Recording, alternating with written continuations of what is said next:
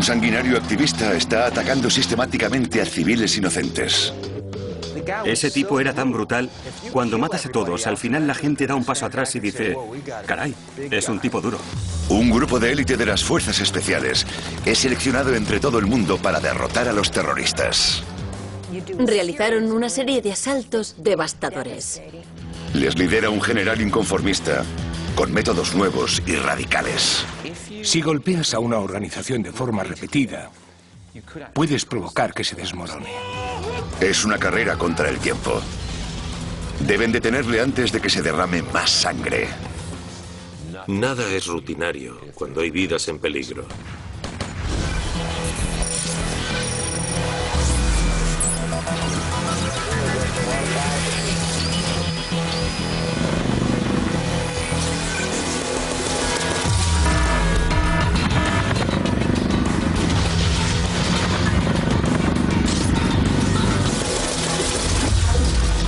Operaciones ocultas. El asalto a Al-Qaeda. Irak, abril de 2006. En mitad de la noche, un helicóptero despega desde una base aérea en el desierto. A bordo, un grupo de soldados de élite de una unidad secreta, cuyo nombre en clave es Fuerza Negra. De camino a una misión, a menudo me preguntan: ¿estabas nervioso? No tienes tiempo para estar nervioso. Están pasando tantas cosas. Todo el mundo está ocupado. Se dirigen a una casa en una zona conocida como el Triángulo de la Muerte. Su misión es detener a un miembro relevante del grupo terrorista Al-Qaeda en Irak. Siempre debes esperar lo peor. ¿Y si nos disparan? ¿Y si nos dejan en el sitio equivocado? ¿Y si hacemos una ronda y mientras derriban al helicóptero fuera del complejo?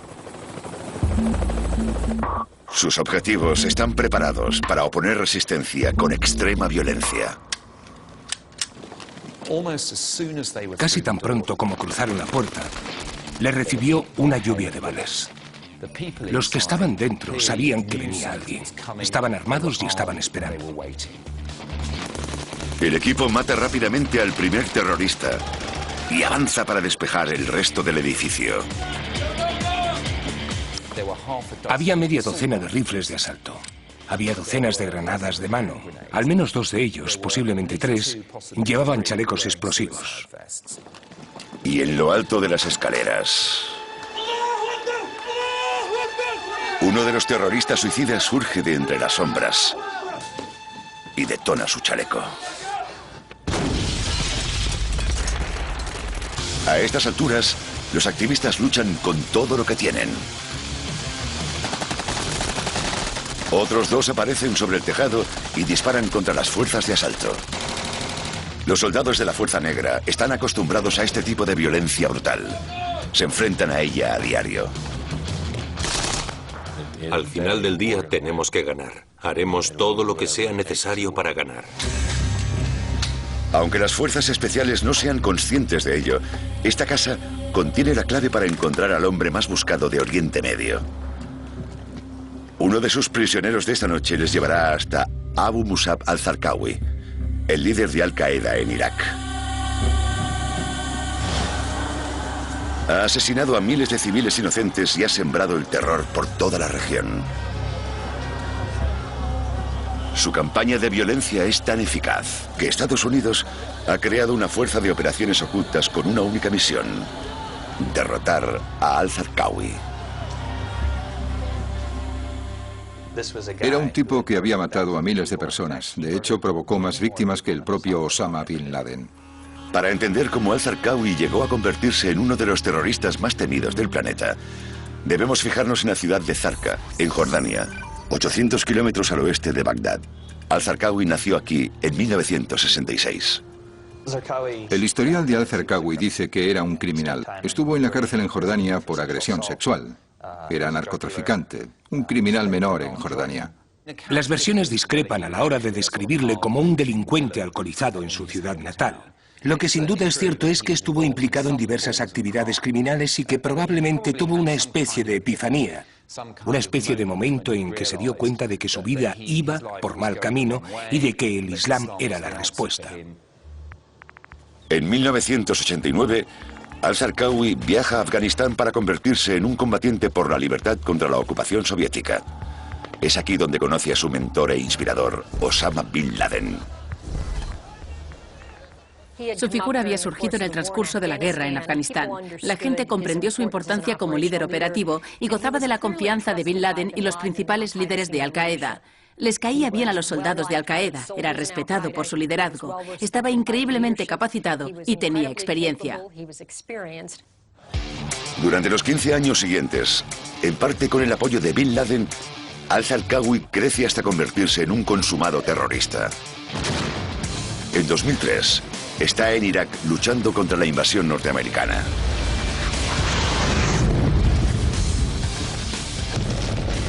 Los primeros meses de la guerra habían parecido una rápida y sorprendente victoria acompañada de la caída del antiguo régimen. Pero al-Zarqawi espera en la sombra para desatar una nueva campaña de violencia. Cuando fue enviado a Irak, dentro de la comunidad antiterrorista entendimos que era un hecho significativo. Contaba con una combinación única de habilidades que le permitirían convertirse en una fuerza real para Al-Qaeda contra nosotros dentro de Irak. En los meses que siguen a la caída de Saddam, el caos se apodera del país. Al-Zarqawi saca el máximo provecho de la situación, trabajando activamente por avivar el odio entre los dos principales grupos religiosos de Irak, los chiíes musulmanes mayoritarios y los suníes menos numerosos. Crea un grupo activista con el objetivo de matar al mayor número posible de chiíes, desencadenando así represalias y creando un ciclo brutal de violencia.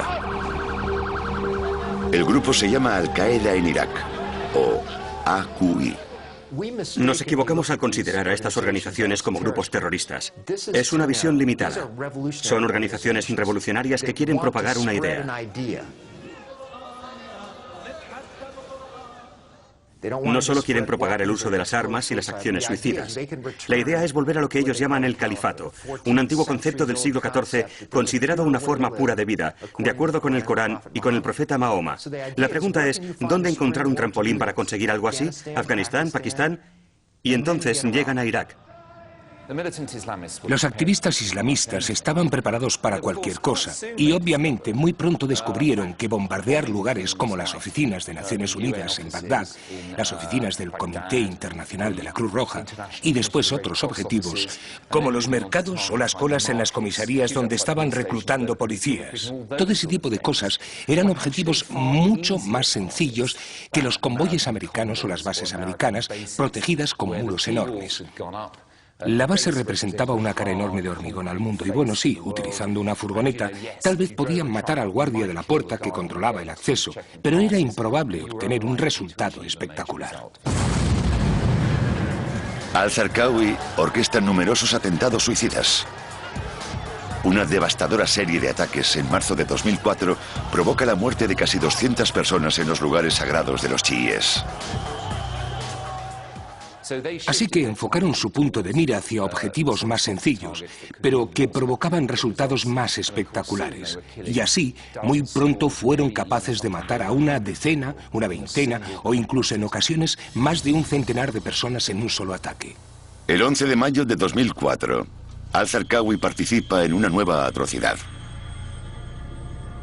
En una página web yihadista aparece un vídeo de un rehén americano vestido deliberadamente con un mono naranja al estilo de los prisioneros de Guantánamo.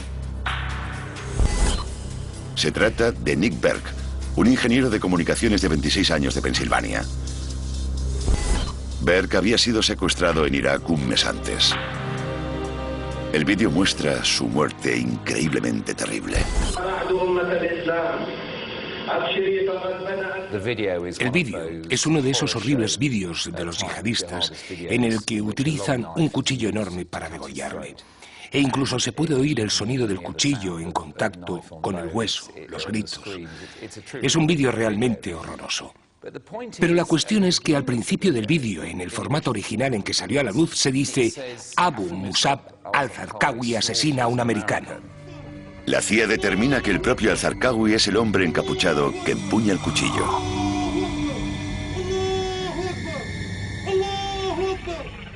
Ese tipo era tan brutal, tan duro. Es como esas familias de la mafia que operan en Nueva York.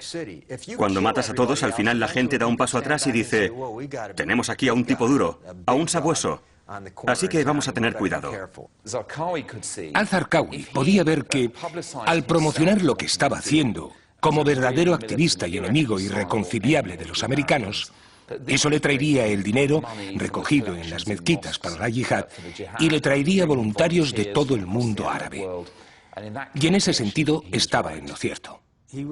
Él mismo se puso en el punto de mira con todas esas acciones espectaculares y con la atención mediática que estaba recibiendo. Debido a su brutalidad y a la eficacia de sus esfuerzos, primero contra los americanos y después contra los habitantes locales, creo que la gente se apartó y dijo: este tipo está chiflado, será mejor que le dejemos vía libre. Lo que empezaron a creer los suníes y la gente que se unía a Al-Qaeda era que si los americanos no podían matar a Abu Musab al-Zarqawi, si no podían detenerle, entonces tal vez estaba predestinado a ganar la guerra. La muerte de Berke es una señal para el mundo de que el reinado del terror de al-Zarqawi está empezando a salirse fuera de control. Pero en secreto, Estados Unidos planifica una serie de operaciones ocultas destinadas a acabar con él. En Washington, poner fin al reinado del terror de al-Zarqawi se ha convertido en la principal prioridad para el presidente Bush y su círculo más cercano de asesores. Entrabas allí y había días en que sentías que todo estaba en tu contra. Realmente empiezas a desear las cosas más simples. Que hoy no haya ningún atentado. Esperemos que hoy no haya ningún atentado. No solo estábamos perdiendo, pensábamos: ¿cuándo se va a acabar todo esto? ¿Y cómo va a acabar? Al-Zarqawi parece tener la capacidad de operar a sus anchas y aún así, de algún modo, permanece completamente oculto. No sabíamos qué estaba haciendo en Irak. No sabíamos cosas como: ¿tiene esposas? ¿Tiene hijos? ¿Por dónde se mueve? ¿Cuál es su red de apoyo? Lo que te dirán la mayoría de oficiales antiterroristas es que hay periodos en los que te sientes desbordado. Hay periodos en los que realizas avances muy limitados e intentas averiguar a qué se debe. ¿Por qué ese hombre se ha hecho tan fuerte? Y empiezas a pensar: ¿qué puedo hacer para cambiar esa dinámica? Pero cualquiera que haya participado en esto te dirá: es lo normal. Debes pasar por esos periodos y debes superarlos. Tienes que entender de dónde ha sacado tanta fuerza y cómo puedes pararle los pies. Nadie tiene una foto reciente de al-Zarqawi, ni la más mínima idea de dónde está. No utiliza un teléfono móvil por miedo a que le localicen. Solo se reúne con un grupo selecto de asesores de confianza, cuyo paradero también es desconocido. Fue una especie de fantasma durante mucho tiempo. Consiguieron algunas informaciones, pero normalmente al obtenerlas ya estaban desfasadas. En septiembre de 2003, un nuevo general llega a Irak. Se llama Stanley McChrystal. Trae ideas nuevas y radicales para dar caza a al-Zarqawi y destruir al AQI. El general McChrystal es uno de los individuos más entregados que he conocido nunca. Es un guerrero muy motivado. Sabía buscar dónde podía causar el mayor impacto. Stanley McChrystal es un tipo único, con años de experiencia en nuestras fuerzas de operaciones especiales a todos los niveles. Antiguo comandante de las tropas de asalto. Cuando aparecen personalidades fuertes, con experiencia, respetadas, las unidades siguen su estela y empiezan a mostrar su experiencia operativa. Es el tipo de persona que quieres en esa posición.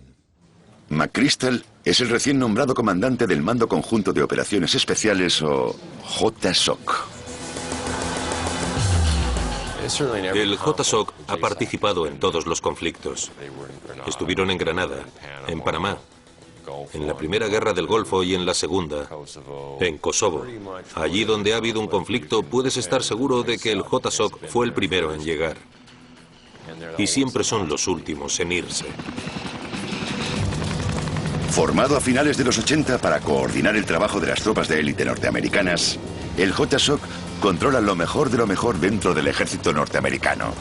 Las llamadas unidades de misiones especiales, el SEAL Team 6 de la Marina, la Fuerza Delta del Ejército,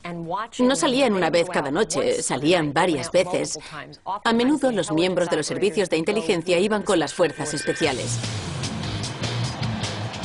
Empiezas metiéndote en la parte de atrás de un blindado Striker, sentándote en un espacio muy reducido, que es muy caluroso y muy oscuro. Y entonces vas por las calles y hay todo tipo de peligros, bombas en las cunetas y francotiradores. Y cuando llegas a tu objetivo, normalmente ya estás empapado en sudor y con la adrenalina por las nubes. Estás encendido. Debes armarte de valor. Necesitas ser intenso. Porque la intensidad y el ímpetu son vitales para llegar al final del día. ¿Nervioso? No, la verdad, no estás nervioso. Saltas del vehículo, corres por una calle. Cuando se pone muy emocionante es cuando tienes más de una casa. A menudo estos terroristas escapan de su casa, saltan un muro y pasan a otra casa. Entonces debes asaltar una segunda casa y a veces acabas entrando en una tercera o en una cuarta. La velocidad es un factor clave. Cada vez que un activista es capturado, los miembros del AQI intentan ocultar su rastro, reorganizando toda la red. Había información que caducaba, que tenía una duración limitada. A veces era necesario darse mucha prisa porque tal vez era la única oportunidad de impedir una catástrofe o un acto que matase a un soldado estadounidense o a un aliado. Es como jugar al gato y al ratón. Los terroristas cambian constantemente de rutina, abandonan sus refugios y reclutan a nuevos hombres para sustituir a los que han perdido. Pero si los hombres de McChrystal logran ser más rápidos que su enemigo, destruirán el AQI antes de que pueda regenerarse. Coges la información, por ejemplo, lo que extraes de un teléfono móvil o un disco duro capturado. Coges la información de los detenidos, lo que dicen los detenidos sobre la red de la que proceden. Y entonces lo juntas todo y dices, nuestro software, nuestro análisis, nuestra gente tiene que ser suficientemente buena para poder construir una imagen de cómo es esa red.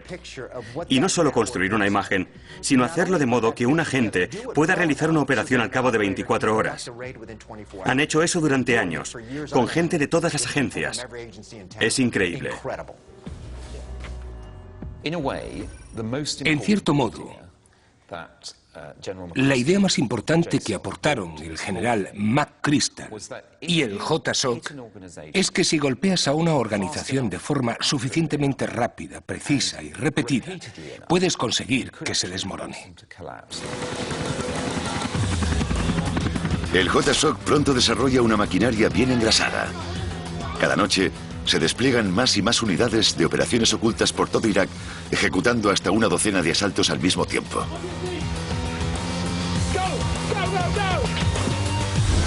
A cada grupo se le asigna la captura de objetivos en una parte diferente del territorio ocupado por Estados Unidos. Al norte está la Fuerza Roja, formada por la Brigada de Tropas de Asalto del Ejército. Al oeste, la Fuerza Azul, compuesta por los Navy SEALs norteamericanos. El centro de Irak será responsabilidad de la Fuerza Verde, con hombres de la principal unidad de élite del ejército, la Fuerza Delta. A estos soldados se les une un equipo de tropas de élite del Servicio Aéreo Especial Británico, el SAS, que opera con el nombre en clave de Fuerza Negra.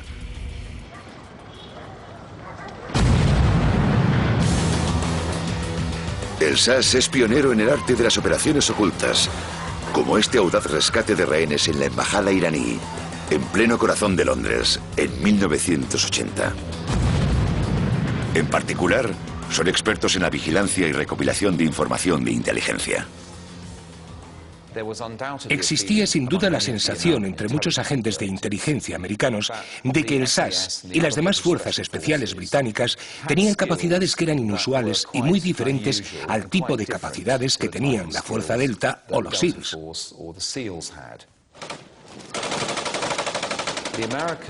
El entrenamiento y la actividad operativa de los americanos se ha basado en formar lo que podríamos llamar hombres de acción que se tiran desde helicópteros, abordan barcos y todo ese tipo de cosas, roles de asalto.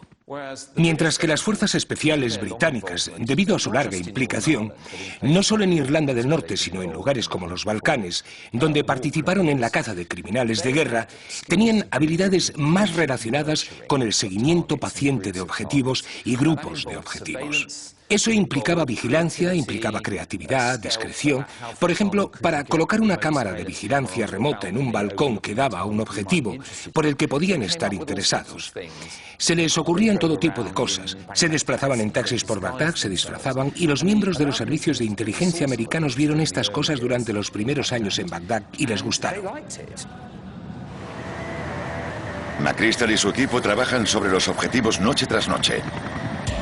Interceptan las líneas de suministro de los combatientes extranjeros. Detienen a los fabricantes de bombas. Capturan y analizan montañas de información de inteligencia. Realizaban un asalto y se llevaban todo lo que encontraban. Discos duros, trozos de papel sacados de los bolsillos. Volvían y se lo entregaban a los analistas de la base, de la CIA, para que revisasen toda esa información. Eso les llevaba a otro paquete de objetivos y las fuerzas especiales volvían a salir otra vez. Era un flujo continuo, un círculo continuo que resultaba increíblemente eficaz. A pesar de llevar 2 años desmontando la red de al-Zarqawi, el objetivo definitivo, el propio al-Zarqawi, sigue en libertad. Pero las fuerzas norteamericanas están a punto de realizar un hallazgo crucial que les permitirá acabar con al-Zarqawi para siempre.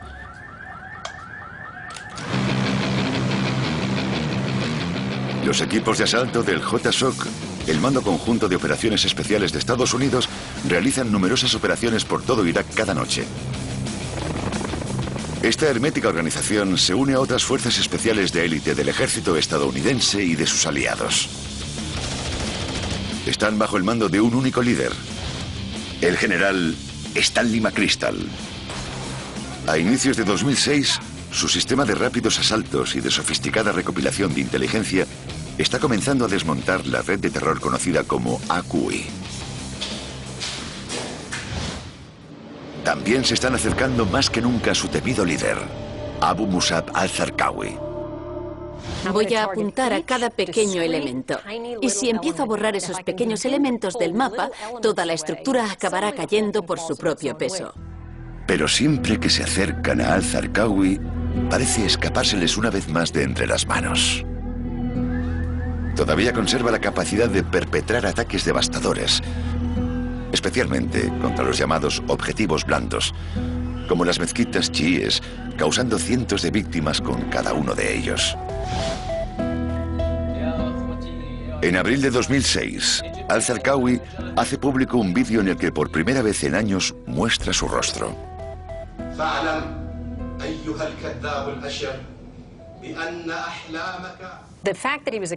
El hecho de que fuese un líder táctico y militar carismático creó una especie de mito a su alrededor. Creo que eso también alimentaba su propio ego. Empezó a creerse lo que decían de él, por así decirlo. Había niños en la calle que jugaban a ser Abu Musab al-Zarqawi, porque era esencialmente invencible. El vídeo exhorta a los seguidores de al-Zarqawi a no mostrar compasión por sus supuestos enemigos, la comunidad chií de Irak y las fuerzas estadounidenses. Mientras el vídeo se difunde, una de las unidades del JSOC está preparando el último de una larga serie de asaltos nocturnos. Es un equipo del SAS británico que actúa bajo el nombre en clave de Fuerza Negra. Se están concentrando en una zona al sur de la capital. Es un núcleo militar y los soldados lo llaman el Triángulo de la Muerte. Las fuerzas de operaciones especiales británicas realizaron una serie de operaciones en el Triángulo de la Muerte a principios de 2006. Y planificaron una operación en abril de 2006 que denominaron Madera de Alerce 4. La operación Madera de Alerce 4 es una peligrosa y temeraria incursión para detener a uno de los lugartenientes de rango medio de al-Zarqawi, denominado con el nombre en clave Abu Haider. La maquinaria de inteligencia de McChrystal le ha situado en un refugio en la ciudad de Usufilla. Pusimos vigilancia sobre ese refugio y lo vigilamos constantemente durante, creo, casi un mes. Y entonces un día vimos que se iba a celebrar allí una reunión, porque acudieron varios coches. Así que rápidamente enviamos a un equipo de asalto para que capturase a los miembros en aquel refugio. El equipo sabe que refugios como este suelen estar a menudo defendidos por hombres fuertemente armados, algunos de ellos con chalecos de explosivos. Pero la casa también podría acoger a civiles inocentes. Si son una amenaza, disparas. Si no lo son, no lo haces. Tienes que tomar esa decisión en un instante. Para eso se entrenan los agentes de las operaciones especiales. En eso son muy, muy buenos. Pasadas las 2 de la mañana, la Fuerza Negra despega en sus helicópteros hacia el refugio en cuestión. Le sigue un grupo de apoyo del regimiento de paracaidistas británicos, los Paras.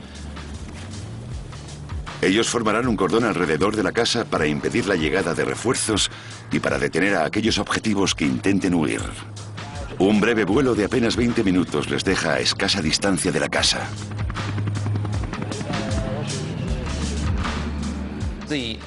Los hombres del SAS se dieron cuenta de que no iba a ser una misión corriente. Les pareció escuchar sonidos dentro del edificio. Se acercaron con mucha cautela. Y para su sorpresa y satisfacción, se encontraron con una puerta abierta de par en par. Casi tan pronto como cruzaron la puerta, les recibió una lluvia de balas. Eran hombres fuertemente armados y estaban preparados para luchar hasta la muerte con tal de impedir que el SAS entrase y pudiese atrapar a su hombre. El equipo se retira rápidamente a una distancia segura. Deben decidir si reanudan o no el ataque. En algunos de estos incidentes, cuando se topaban con una fuerte resistencia, simplemente se retiraban, lanzaban una bomba sobre el edificio y mataban a todos los que estaban en su interior. Por varias razones diferentes, el comandante del SAS sobre el terreno decidió no hacer eso. Quería a esa persona viva con fines de inteligencia. Pensaron que valía la pena intentar entrar y eso fue lo que hicieron. Cuando asaltas un complejo, el objetivo es mantener a tu oposición a la fuga, mantenerles a la defensiva. El equipo se encuentra con su peor pesadilla. Un terrorista suicida. Mientras uno de los miembros del SAS subía las escaleras, detonó la bomba. El SAS salió volando por las escaleras. Por suerte para él, no resultó gravemente herido, solo sufrió cortes y heridas, pero obviamente el terrorista suicida se había volado por los aires. Mientras tanto, en el exterior de la casa, más activistas se unen a la batalla, abriendo fuego contra las fuerzas especiales.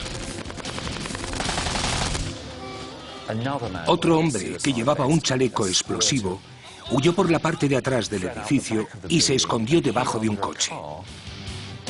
El cordón exterior de paracaidistas entra en combate. Tras abatir a los 2 activistas que disparan desde el tejado, dirigen su atención al terrorista suicida escondido debajo del coche. Logran asesinarle antes de que pueda detonar su chaleco de explosivos.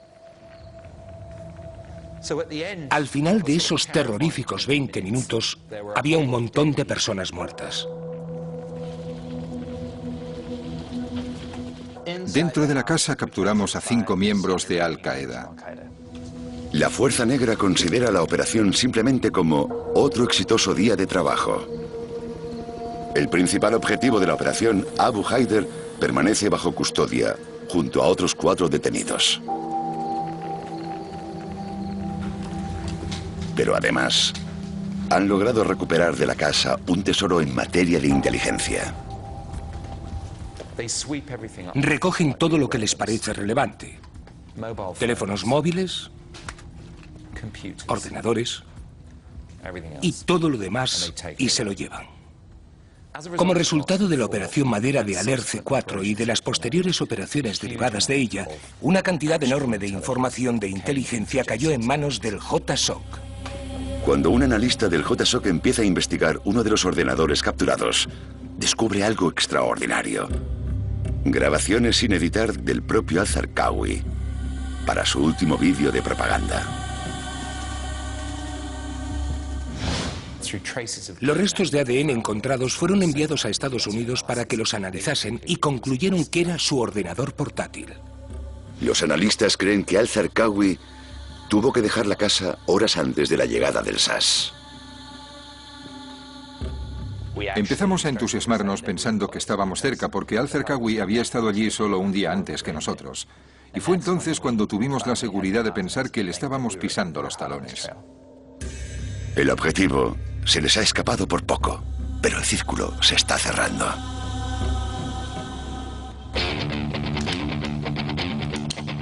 En primavera de 2006, la caza de Abu Musab al-Zarqawi, el líder de Al-Qaeda en Irak, ha alcanzado un punto decisivo. Un equipo de élite del Mando Conjunto de Operaciones Especiales, el JSOC, ha realizado un importante hallazgo a raíz de una audaz operación contra un refugio terrorista. La situación había cambiado. Las operaciones contra su red se estaban acercando a él y teníamos la sensación de que íbamos a encontrarle. Además de capturar a varios miembros de Al-Qaeda en la operación, los soldados del JSOC descubren un vídeo del enemigo número 1, al-Zarqawi. Con la intención de empañar su temible reputación, la coalición muestra las grabaciones sin editar a los medios. Contiene las habituales imágenes del líder terrorista desfilando por el desierto y disparando con seguridad una ametralladora. Pero también muestra otra cara de al-Zarqawi, la de un hombre corriente y con un ligero sobrepeso. Here's Zarqawi, the ultimate warrior, trying to shoot his machine gun. It's supposed to be automatic fire. He's shooting single shots. Tan pronto como descubre cómo pasar al modo automático, el arma se atasca. El autoproclamado guerrero sagrado es incapaz de dispararla. He looks down, can't figure it out. Calls his friend to unblock the stoppage and get the weapon firing again. También aparece entrando en combate con un bonito par de zapatillas blancas. Difícilmente la imagen de un hombre que amenaza el poder de América. Mientras tanto, en el interior del centro de detención secreto del JSOC, los interrogadores comienzan a trabajar con los prisioneros. A los hombres que detuvimos los llamamos el Grupo de los 5. Sabíamos que eran 5 miembros importantes de Al-Qaeda, pero no cuáles eran sus roles. Ellos contaron una historia muy inverosímil, según la cual estaban allí para asistir a una boda, a pesar de que no había ni novio ni novia, pero sí terroristas suicidas en la casa. Paulatinamente obteníamos información de uno de ellos y luego le dábamos la vuelta y la utilizábamos contra los otros 4. Un miembro del grupo, una figura destacada del AQI, conocido como Abu Haider, se niega a decir nada. Le interrogaron durante 20 días y durante ese tiempo mantuvo la misma versión. Estaba allí para grabar en vídeo una boda, a pesar de que era completamente inverosímil. Durante semanas, los diferentes equipos de interrogadores lo intentan mediante la presión psicológica, las peticiones de cooperación, las amenazas sutiles y las promesas también sutiles. Finalmente, deciden que no va a hablar y ordenan su traslado al principal centro de detenciones de Irak, la prisión de Abu Ghraib. Decidí entrar e interrogarle por última vez antes de que se fuese. En realidad no tenía permiso para hacerlo, pero creía que podía proporcionarnos información muy importante para localizar a al-Zarqawi. Y la conversación comenzó sin hablar ni de Al-Qaeda ni del terrorismo. Empezó como una conversación amistosa sobre quién era, cuál era la historia de su vida, cómo había acabado sentado en una silla delante de mí, y así nos fuimos conociendo. Durante las 5 horas y media de conversación, Matthew Alexander descubre que Abu Haider tiene una grave debilidad: su arrogancia. Se cree que ha derrotado a la poderosa maquinaria americana y que merece ser reconocido por ello. Alexander le da la razón. Yo aumentaba su ego constantemente, haciéndole creer la falacia que tenía en la cabeza, que era un hombre importante que podía tener un papel en el futuro de Irak. Y entonces, en los últimos 15 minutos, lo que hice fue básicamente ofrecerle un trato. Le ofrecí la oportunidad de trabajar con nosotros en lugar de con Al-Qaeda en un programa secreto que no existía. Así podría ser una persona con influencia sobre el futuro de Irak. Y él decidió trabajar conmigo. Durante las siguientes semanas, Alexander visita a Abu Haider por las noches y le sonsaca cada vez más información sobre el paradero de Al-Zarqawi. Todo ello con el pretexto de que demuestre su valía para un programa que no existe. Le dije, estás muy cerca de poder participar en el programa. Solo necesitamos una última información que convenza a mis jefes. Y él dijo, todos los meses Al-Zarqawi se reúne con su asesor espiritual, que era el mejor amigo de nuestro detenido. Es la información de inteligencia que todos estaban esperando. Durante años, Al-Zarqawi ha sido un fantasma, actuando con total impunidad. Ahora, al fin el JSOC tiene lo que necesita para encontrarle y eliminarle. Los esfuerzos militares y de inteligencia que se habían realizado estaban empezando a apretar la soga alrededor de su cuello. Sabíamos que Al-Zarqawi tenía un asesor espiritual. Sabíamos que iba a ir a visitarle. Ya solo había que tener paciencia. Utilizando esta información, el JSOC localiza rápidamente al asesor espiritual y comienza a seguirle día y noche. Mediante sistemas de alta tecnología, como aviones no tripulados, además de operaciones encubiertas a la antigua usanza, crean lo que McChrystal llama el ojo que nunca parpadea. Nunca pierden al objetivo de vista. Abu Haider le cuenta a Alexander que si desean encontrar a Al-Zarqawi, deben fijarse en un detalle en particular. Sabríamos cuándo iba a reunirse con Al-Zarqawi porque cambiaría de un coche blanco a un coche azul. Y siempre que iba en ese coche azul significaba que iba a reunirse con Al-Zarqawi. Una vez más, fue una vigilancia conjunta de agentes británicos y estadounidenses en un edificio de Bagdad. Y se dieron cuenta, siguiendo sus movimientos, de que cada pocos días se subía a un coche. Utilizaron aviones no tripulados y otros métodos para seguir el coche mientras se dirigía hacia un lugar entre los palmerales cerca de Takrit, donde se escondía el propio Abu Musab al-Zarqawi. En ese momento, las imágenes del avión no tripulado se transmiten en directo al centro de mando del JSOC. Todos, incluido el general McChrystal, observan en silencio cómo el asesor espiritual de Al-Zarqawi se baja de su coche. Y entonces aparece el mismísimo Abu Musab al-Zarqawi. Una vez que el coche azul llegó a la casa, los helicópteros despegaron inmediatamente en dirección a esa casa para capturar a Al-Zarqawi. Estaba a apenas 20 minutos de distancia. En el centro de mando se desata una discusión. ¿Vale la pena capturar a Al-Zarqawi vivo a plena luz del día? ¿Es mejor esperar al anochecer y capturarle mientras duerme? Si le atacan ahora, se arriesgan a provocar un violento tiroteo y numerosas víctimas. Y lo que es peor, Al-Zarqawi es un maestro de las huidas al límite. Si esperan, podría volver a escapárseles de nuevo. Y esta podría ser la única oportunidad de completar el trabajo. Y hubo un periodo de tiempo de espera. Yo lo estaba viendo por vídeo, en directo. Y estábamos esperando. McChrystal cree que no hay tiempo que perder. Ni siquiera quiere esperar los 20 minutos que tardarán en llegar las fuerzas de asalto en helicóptero. Así que opta por otro plan, diseñado para coger a Al-Zarqawi totalmente por sorpresa. Llama a 2 cazas F-16 que están patrullando en zonas cercanas. Esperábamos ver aterrizar a los helicópteros, seguido de la típica operación de asalto, pero en cambio, tras unos 5 minutos de espera,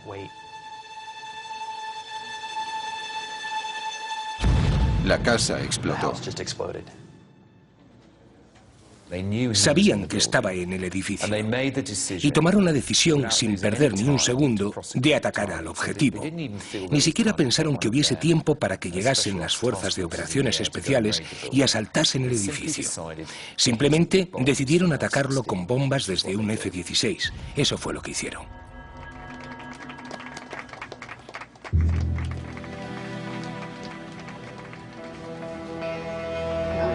Unos minutos después del bombardeo, las fuerzas especiales llegan a la casa. Increíblemente, encuentran a al-Zarqawi todavía vivo entre los escombros. Un soldado lo agarró y al-Zarqawi murió. Fue una especie de justicia divina, por así decirlo, que la última imagen para al-Zarqawi fuese la de un soldado norteamericano agarrándole. El día después del ataque, Estados Unidos anuncia al mundo que ha cazado al fin a su hombre. Good morning. Now Zarqawi has met his end. And this violent man will never murder again. Las imágenes de su cadáver sirven de macabra confirmación. Al-Zarqawi pudo ser el responsable de casi 100.000 muertes al iniciar la guerra civil en Irak. Así que no creo que el mundo vaya a echarle de menos. Es un golpe devastador para Al-Qaeda en Irak. El hombre al que consideraban invencible ha muerto.